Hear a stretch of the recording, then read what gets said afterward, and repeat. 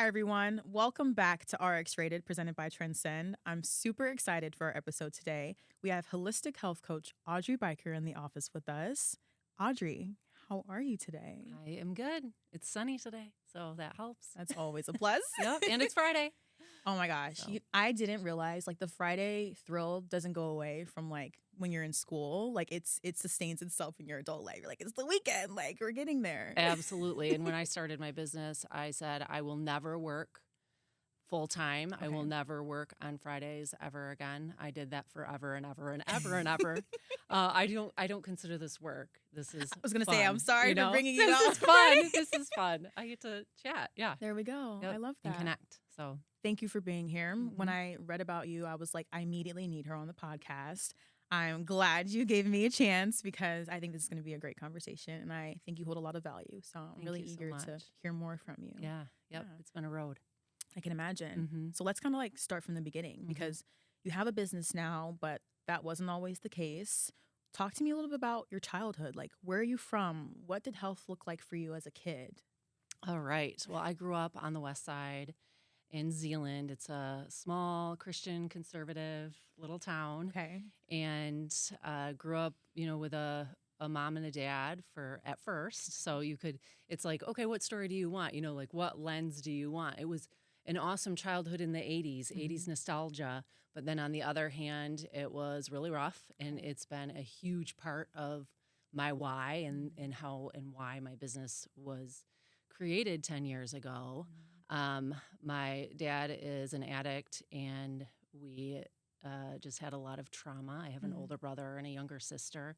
Experienced a lot of trauma because of that, but I also think generational trauma. I come from a long line of generational stuff, as we all do, and I wasn't aware of it until I reached a health rock bottom, which we'll talk about. But my Oma came here from the Netherlands when she was 28, and she had 4 daughters, and my mom being one of them. And I was pretty much raised by my aunts and my Oma and my mom. And my parents got divorced when I was in 6th grade. Okay. So, just there's a lot there. 100%. But I was an athlete, which I always found just, my medicine was in movement and sports, athletics, and friends, and so much goodness, otherwise. But yeah, definitely a big part of my story. I can relate to that a little bit because my parents divorced when I was a senior in high school, a little bit later, but it's very interesting going from a family dynamic that's a whole to one that's segmented and figuring out how you maintain these relationships and also your own sanity within it all. Yes. And sports was also my saving grace kind of with it because that was my community, that was my safe space. And it enlists a lot in you as a child doing sports. I feel like there's lifelong concepts that you can learn from those rudimentary years. Yep. I got really into it. And in high school, I played softball and basketball. And then I went to Hope College, and which is right in Holland, Michigan, right there. And which was my dream, too. So nice. Congratulations. Love That's that. amazing. Yeah. But then when I was there, I actually transferred after CC. So when I was there the first couple of weeks, the track coach recruited me, and he's like, I want you to run track for us. So I ended up also running track, having zero experience with any of it. So I ran track. Yes. I ran the hurdles, 100-meter hurdles and 4x1. How was that for you going into, because we always used to say my sport is your sport's punishment. And people were like, what are you doing running laps for? That's your pleasure time? No, this is what we had to do. How was it for you? Yeah, I got into running my senior year of high school, and that was because I gained 20 pounds in 3 months, and I freaked out, and I had nowhere to go to really get healthy guidance and direction with that. And so I just started running. Yeah. And I ran and I ran and I ran and I ran. And then, of course, when I got to Hope, I was really good at running. Wow. And the track experience was, I only did it for 1 year. Okay. I got extremely injured with a really bad stress fracture. And that was because of my disordered eating, which, again, part of my story that we'll get to. But I enjoyed learning the new sport, but it was very foreign to me. It is just so different to be doing an individual this is only for Yes. you. You know, you're the only one doing this. And then into not, I was always part of a team, I get you. which I did do the 4x4 relay. Which is so- more, there's more camaraderie with that, more Yeah. teamwork. But no, I understand because I mean, I did gymnastics first, which Yeah. is very similar to track. It's like an individual team Yeah. sport. Yeah. But I played basketball for 1 year in middle school. I quit, and I also did cheer. Cheer is very group oriented. Oh, yeah. But I Yep. quit the cheer team 8th grade year because I felt this need to play basketball for a year. It was the most fun I ever had. Just being able to rely on Yeah. your teammates like that. Yes. It's not something you get in track. So I understand that. Yeah. Yeah, I had the best friendships in high school with my sports. And so Yeah. it wasn't the same as that. But I was also trying to work as many hours as possible. And I had a Okay. full class load. So, Okay. yeah, too much stress. I And get that's what that. causes stress fractures 100%. and nutrient deficiencies. So you were talking about you started running track because you had gained some weight. Mhm. Is that when you first noticed some health things that you wanted to address? Or is that the first time you're like, okay, what's going on here? My health story is a little bit long. Okay. It's okay, we I have always try time. to, like how, there's these different parts of it. 'Cause 100%. You have the childhood stuff, Mhm. that really impacts the whole body, the whole Mhm. person. And then, gaining weight, it was because I decided to waitress and party. So that's what happens if you eat pizza and drink beer all night long, right? Not the best decision, but anyway, we learn from it. And in one summer, I gained 20 pounds. And the biggest struggle was to be healthy. And I'm sorry, what was the question I asked you again? Where is that the first moment you felt you wanted to start tackling your health? Yes. Okay. Yep. But all I cared about was the way that I looked. Okay. Yeah. So I At that wanted age, to, though. I wanted to just lose weight and look a certain way. And this is when it was popular to look like a heroin addict. Mm-hmm. And, Victoria's Secret was our model, Mhm. the Victoria's Secret models, and everyone was way thin. And I was a strong, powerful, muscular athlete. Mhm. And I didn't like that. So that was, kind of the first start of me Yeah. just questioning things and then dabbling with things. Mhm. And I ended up just having really disordered eating, and not a diagnosed eating disorder, but I know now as a nutritionist what it is, and I absolutely had an eating disorder. For a long time, I battled with it. So I really hit my health rock bottom after I had my first baby. Okay. So it was like, we'll say like 5 to 7 years of really battling it. I went off birth control because I, again, was curious about my health when we were first married. And I thought, there was just this little nudge in me that was like, you've got to start doing things. You're not healthy. And if you want kids in 5 years, that was the plan. If you Your want kids in 5-year 5 plan. years, you probably should go off this birth control. I didn't realize what it was all causing for me, like yeast and gut pain Yeah. and anxiety, a lot of anxiety. The anxiety all started. I mean, I was an anxious, sensitive kid, but the anxiety really started when I started starving myself, more or less. So after I had her, I mean, I got pregnant in our first year of marriage, right after I went off birth control. About how old were you? At this time? 25. Okay. Yep, But 25. you were saying it had been about a 5 to 7 Yeah, battle about 5 year to 7 with, year battle. Okay. With that, and I felt like I was ready to really surrender when I got pregnant, but not having really any professional guidance or Right. direction, and that's when I started asking all the questions. 100%. Yeah. And I think that's a really pivotal part of life too, because when I was about 20 years old, that's when I kind of started asking these questions Yep. because I ran track as well. I gained around 30 pounds between the years of like my sophomore and senior year. Didn't know why. I've been running, I'd been lifting, doing all the right things. Get to college, my hormones feel all out of whack. I'm emotional. Yep. And the first thing the doctors told me was, I want to put you on birth control. And I politely declined because I said that's going to just be a Band-Aid. That's not a fix. Yep. But it took for me to start asking all the hard questions because we weren't taught these things growing up. Absolutely. And I actually was put on birth control. I mean, I say put on. I made the choice to take it, correct? When I was in college, and I stopped getting my periods. So it was just like you the stopped getting classic. your periods. Oh, so yeah. the birth When I was running track and we were doing 2-a-days Yep. and Doing a I lot. wasn't fueling right. properly. So makes complete sense. But yep, after I had my daughter Savannah, I slowly reached a rock bottom. Okay. It was a slow fade. Okay. It was all the things. Do you feel like you experienced postpartum Oh, depression? big time. Okay. Yep. There was one day when I was trying to nurse her. You know, I worked like 2 and 3 jobs my whole life. I embraced the Dutch way.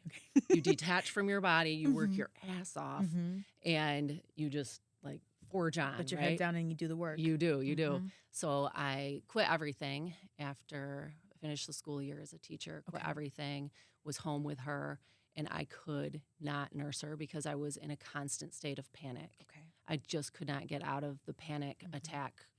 Your nervous system wasn't calm at all. Yep.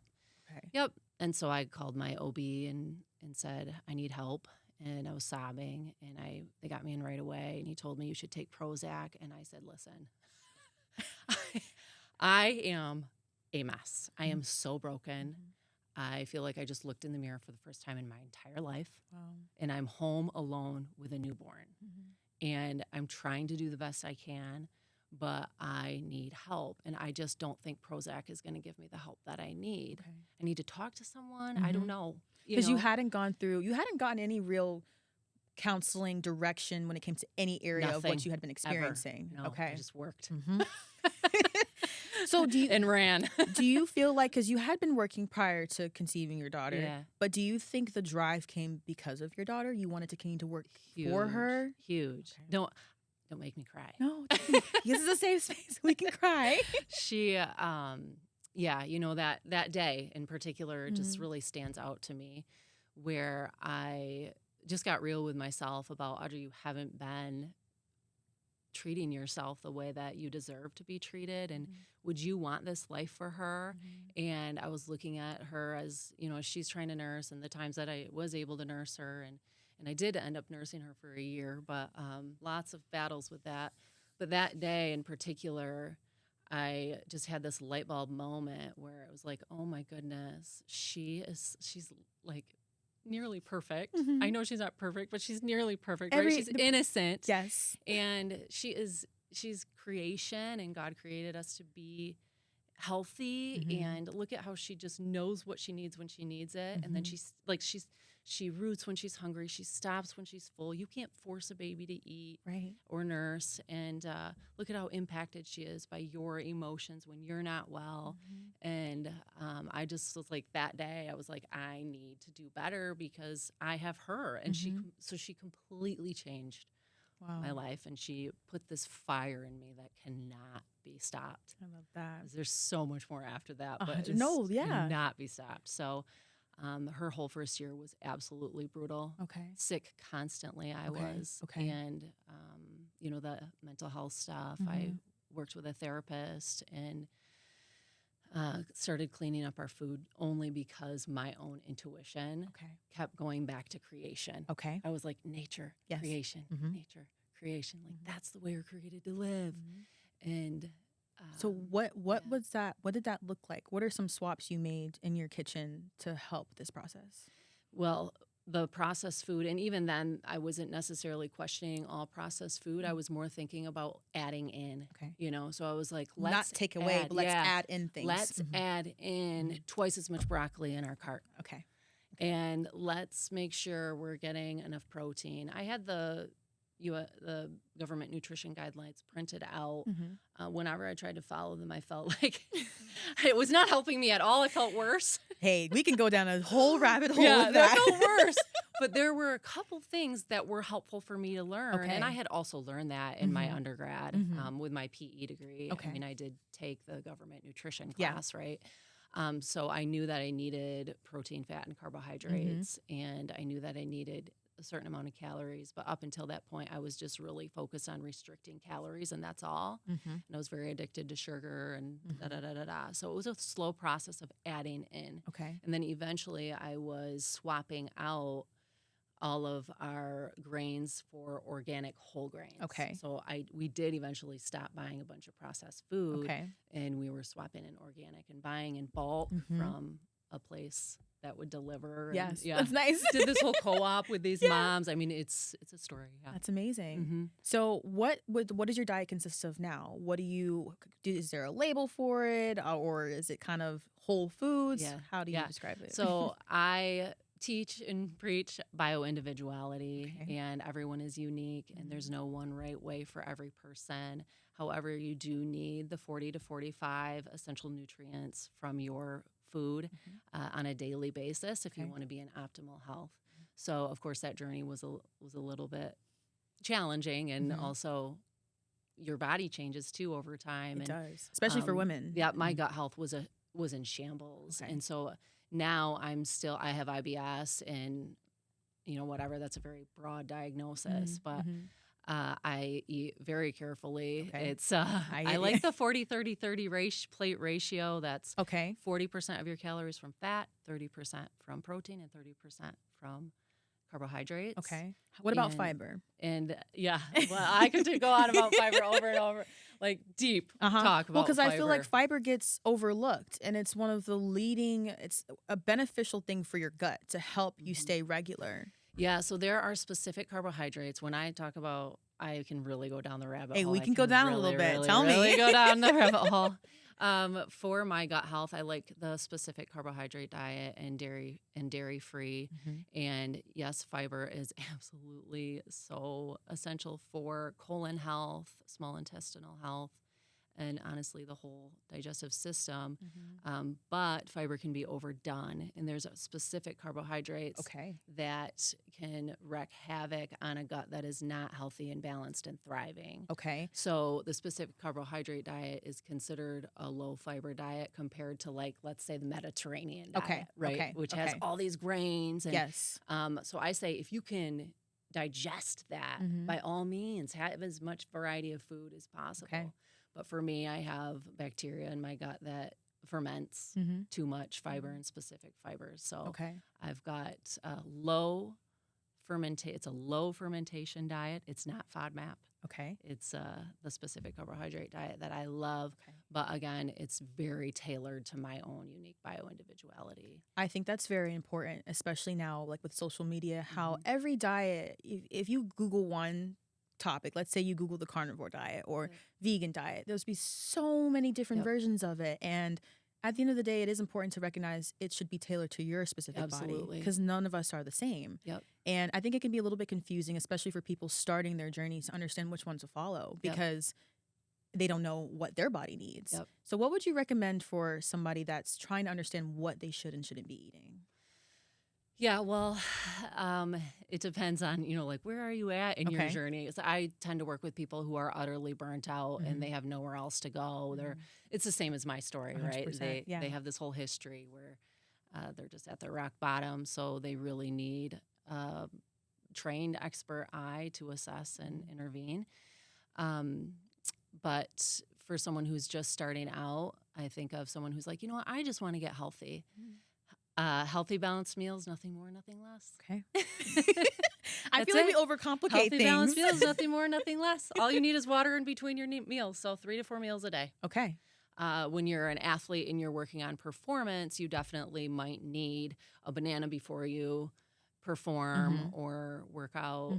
So that wouldn't be a healthy, balanced meal. But I always say, I don't even look at it that way. That's more like I don't even know, like a prescription or like a supplement, right? To say, eat a banana. But really, truly, when hungry, just eat balanced meals when hungry, and you're going to get really far. So what are your thoughts about fasting for women specifically? I have a lot of thoughts about that. I've experimented with everything, which I'm sure you can imagine, but also I've been doing this for 10 years. These last 3 years, I've been a board-certified holistic nutritionist. So all the way up until the past 3 years, I was a health and wellness coach.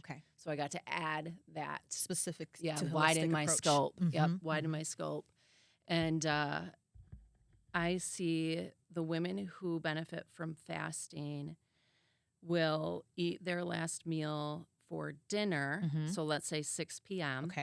And then that is their fast until, a 12 to 15 hour fast. Okay. So until breakfast the next day. So it's not skipping breakfast. It's No. cutting off your dinner Yes. earlier. I just can't say this enough. Do not skip breakfast. I Okay. cannot say that enough for Okay. our hormones. Oh my goodness, for blood sugar control. Mm-hmm. So some women don't need to be fasting at all. Okay. And I would say younger women, peak fertility, eat when you're hungry, eat a balanced meal. And you know what? Hunger might strike at 8 p.m. and you need to eat a balanced snack. I mean, that if you're hungry, you're not going to sleep well if you're hungry. Right.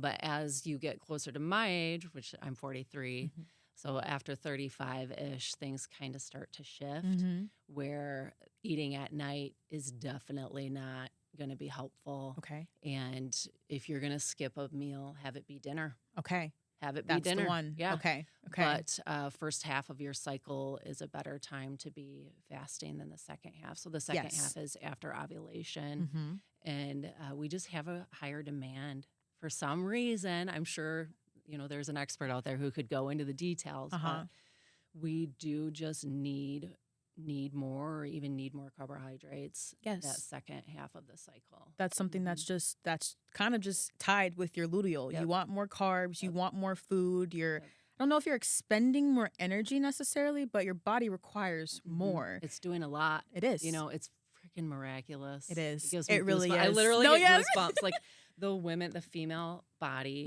Oh my gosh. Well, it's really frustrating because, I remember as a kid when I was in 5th grade, they separated us, the boys and the girls, separate rooms to learn about your period. And all we were taught was that you have a menstrual cycle. Yep. We weren't taught about our follicular, our ovulation phase, our luteal phase. We weren't taught any of these things. And I only know because I did my own research, but it's very, very misleading, I feel like, for women to think that they only have one phase of their cycle because every week you're going to feel a little bit different. So I don't know. How was that journey for you, learning about your cycle? Like, did you have to do your own research? Is it something you knew from a young age? Yeah. Wow. Wow. Coming from where I came from, there was I always felt like I was praised for the way that I looked. So my body was emphasized, but then at the same time, it was also criticized. So there always felt like it was like this fine tooth comb on my appearance and my body. And there was no talk or mentoring on the way that it functioned. And so I absolutely had to figure this all out on my own. And of course, getting pregnant and breastfeeding, that forces you to learn. But I had natural births, so nice. Did you get in the hospital natural births? Okay. And that, of course, made me deep dive into all the midwifery books. And I just, that's why I get goosebumps when I talk about it, because the way that the women's body is presented in those books it's a miracle. It's way different than what you learn in your textbooks. Yep, you're a blessing, and you're also a superhero, Well, we are. Yes, we absolutely. Are. We bring. I saw this. It was like a breakdown of women and how we're one of the only species that bleeds and doesn't die. We have the ability to create life.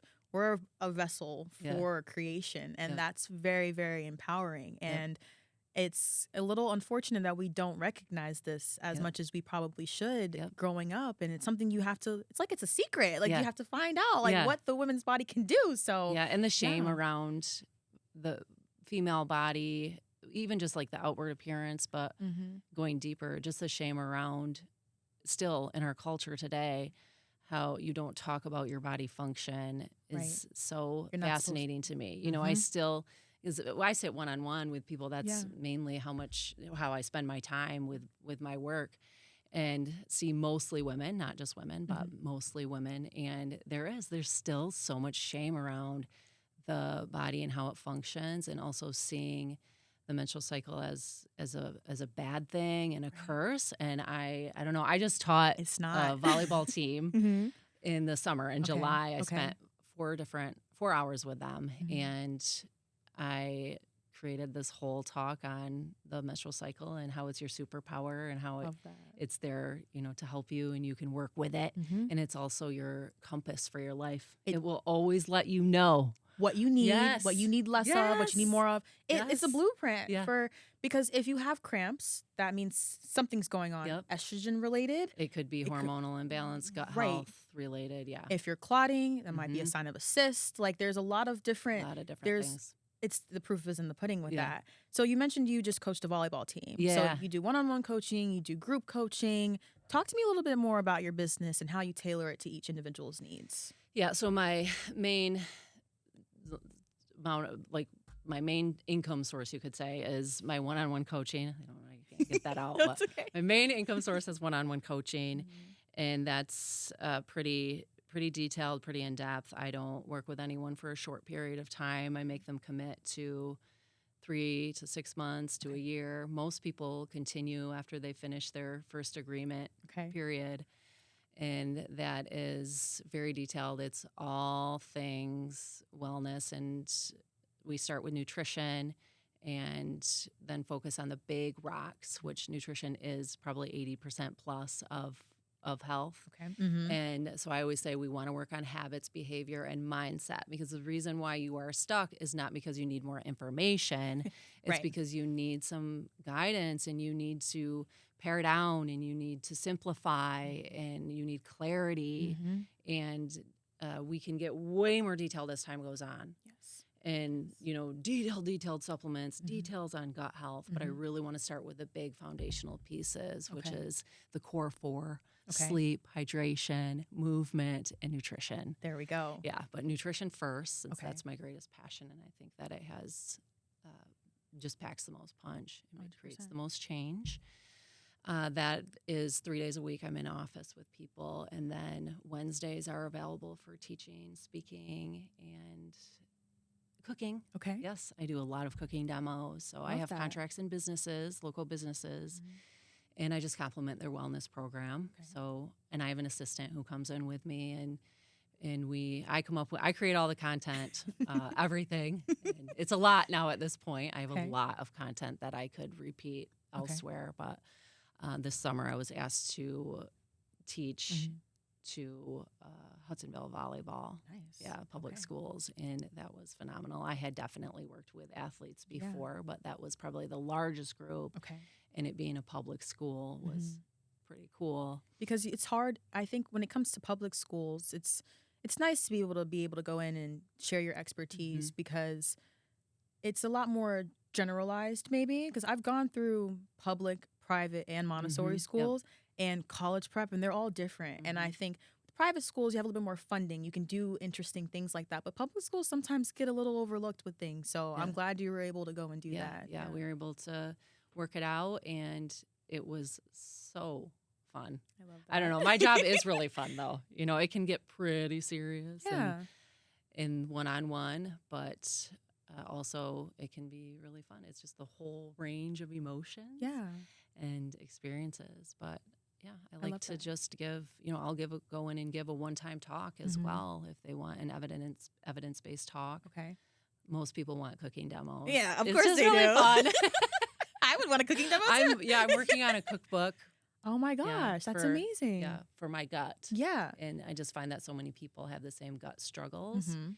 and healing is possible. So that's is. my little creative endeavor. It will probably take me decades, but Hey, you never know. Don't put a working on it. timestamp on it. Whenever Yeah. it's ready, it'll come when it's ready, Yep. So you also do, because you talked about the nutrition aspect, but you also do blood work as well. Yeah. Yep. Okay. That's part of the intake process with my one-on-one clients. I actually just asked to see basic blood panels, anything that they have Okay. from Any doctor their they've been doctor, to. anything. Mhm. And I can look at that from a functional perspective. Like I said, I've been doing this for about 3 years, so I'm Okay. fairly new at the Okay. nutritionist side of things. Mhm. But I'm so in love with it I love and that. passionate about it. So I spend hours just deep diving. Mhm. You have to know a lot, the knowledge of the human body, physiology, bioscience. Yes. It's that- intricate. It is very intricate, and I'm not a doctor. I don't have their level of knowledge, but Mhm. I can, and I'm learning more about reading blood work from a functional perspective There we go. and being able to detect dysfunction before it is in a full-on disease state. Okay. So that's what I do. I don't even order it right away, but then once someone is established as a client with me, we can go down that route and order some blood work or even functional labs. I order a lot of functional labs like stool tests. Okay. That's important too. Yeah. Yep. There's so much testing you can do. You can do a hair test for nutrients, you know, but there's just so much we can see from basic blood panels, and then also a little bit more than a basic blood panel, which, you know, everyone here is familiar with. Yes. I can order it myself, and they can go, you know, to the places that will be a phlebotomist for me, or they can go to their doctor and try really hard to get it, which doesn't. I would say we're at about 50-50 right now. Yeah. It's changing a little bit. It's changing. It's easier now than it was some years ago, but it's still not the norm. No. So being in Michigan, there's a lot of specific, I would say, circumstances that we deal with up here. The cold weather, the seasonal depression, the inconsistency with the weather. How do you help kind of keep your clients on track as they go through the darker periods of the year?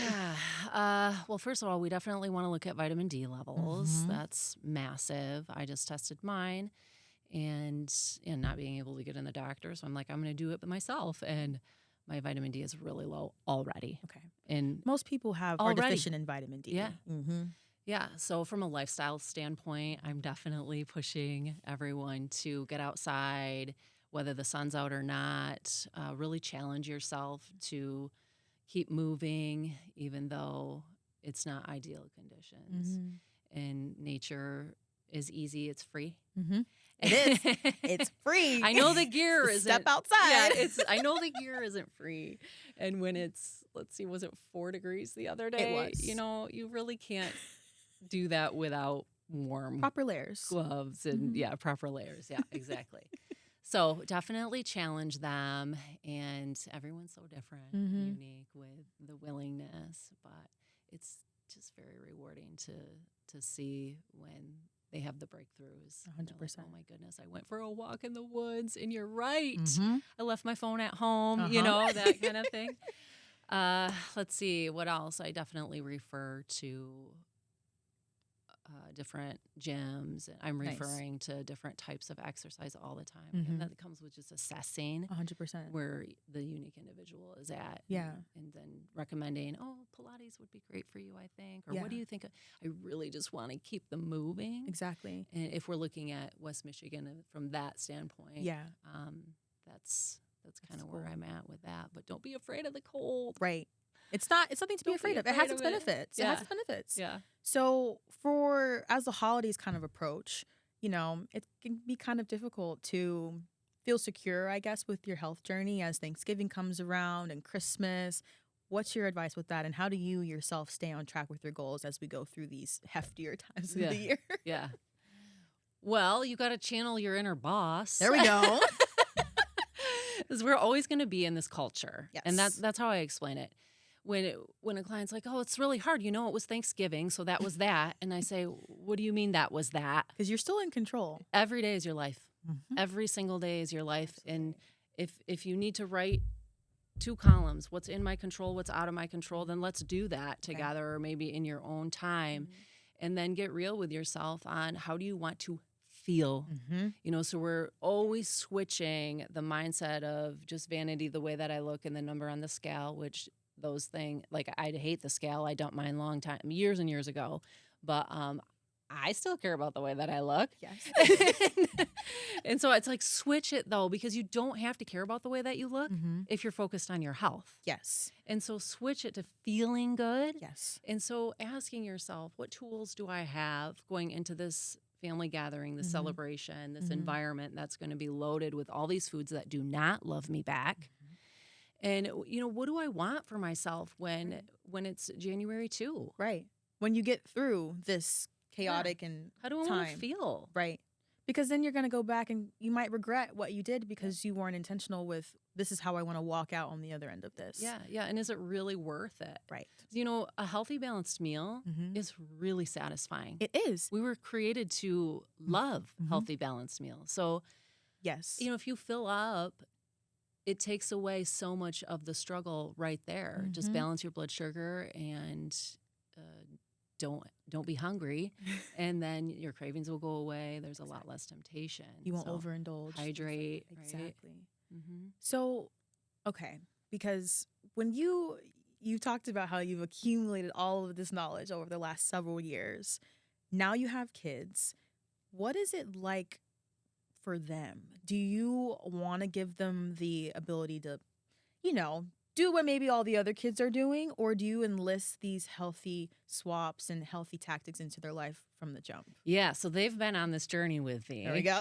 And it's quite the journey. If you were to ask all three of them, they'd probably be shy to share. But, you know, our daughter's almost 18, and then we have a 15-year-old son, almost 16, and then a 12-year-old, almost 13, and boy as well. So they're all big years. Boy. Yeah, so we've gone through a lot, Yeah. and they've been there for their whole journey. And Levi and I, first of all, are on the same page. Okay. So my husband and I are on the same page, and it made sense to him from the very beginning when I started getting healthier and not wanting the prescription drugs and wanted to go the natural route.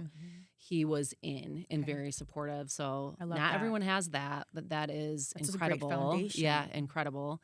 And so we just modeled the behavior to our kids. We buy what we buy. We don't shame them. And I've always said to them, it's your body, your choice, always and in always. So you get to decide what you put in it, but we are going to decide what comes in this house. There we go. And as long as we are the ones making the money and buying the food, then we do have a say because we know what's best for you, and your prefrontal cortex is not mature enough yet. There we go. I love So, that. yeah. So has there been any like instance where they might have gone to an event or a kid's party where they see things that they don't normally see in the house? Yep. How was that? Yeah, and it is such a gradual process. It really, you start kind of releasing control. I always wanted to not be too tightly controlled, given my history and understanding how eating disorders work and restriction and all of that. And so I wanted to have, you know, just talk about bodies and function, not talk about weight, you know, like all these different things in our home. So it's a really gradual process. A lot of parents do seek me out to help them through that process where you just let them go. Okay.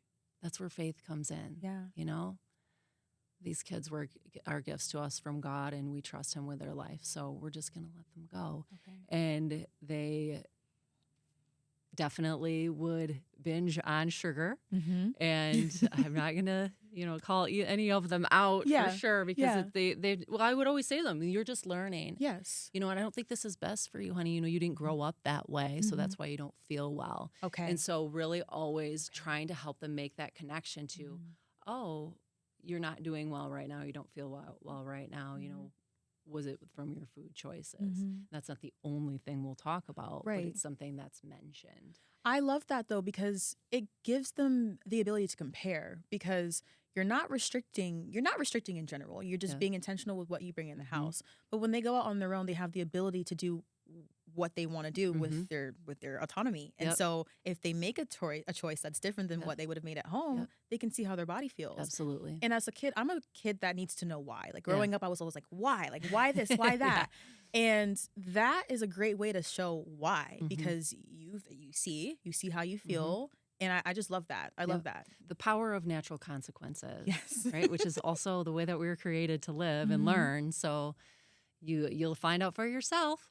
I love that. I love that. No, because it's just the right amount of control while also giving your kids freedom. Yep. And I think that balance is very, very essential. Yep. And we always, for every grocery trip, we would always have them team up and pick a treat. Nice. What do you want? You get one. Okay. You know, pick one treat. And it was that way for all of their lives. Okay. I love and, that. you know, occasionally more than one treat would sneak in as they get older and manipulative. Let's try to figure out how to get both of these in the car. And then it's just like, whatever, Okay. you know, I get you. whatever. I'm not going to, like I said, I don't want to shame. I don't want Mhm. to, that's the last thing I need to be thinking about Mhm. with all that's on my mind on a daily basis. If my kid wants to put this one extra thing in the basket, it's okay for today. We have stories, yeah, of them sneaking stuff in the car. And of course, that would never fly with dad, but with mom, I'm just like, got 8,000 things on my mind. So I didn't even notice that Yes. the 2-year-old chucked this thing in there. You need these things to keep you on your toes, though. You need it every now and then. Yeah. I'm like, we're kind of like close for time, and I Yeah. feel like I'm gonna have to have you Yep. back because we didn't even get a chance to Yep. touch on I knew this was gonna menopause. happen. Yes, that's Yep. okay. But I want to ask because we just talked about how there's so much going on in the world. It's kind of hard to know what path you need to go on. Mhm. You see this person doing that. What's one piece of advice for anybody who wants to start their health journey? What's the one first step they can take? Well, the core 4. There we go. Is that one The core step? four. No, Is that one it's step? one step. It's Yeah. all That's connected. one step. 8 hours of sleep a night Mhm. and having boundaries with that and making sure you get half your body weight in ounces of water every day. Okay. These things are free. You're free. And focus on that. Healthy, balanced meals only when hungry. Okay. And then move in a way that feeds your soul. Okay. It can be the weirdest movement. Who cares? Yes. Just move. So that's the core 4, Love that. I would say. It's the easiest place to start. Okay. Okay. Thank you. Yes, absolutely. It's been an absolute pleasure. We will have you back. Good. I would love to go back. Thank you all for listening, and we'll see you the next time.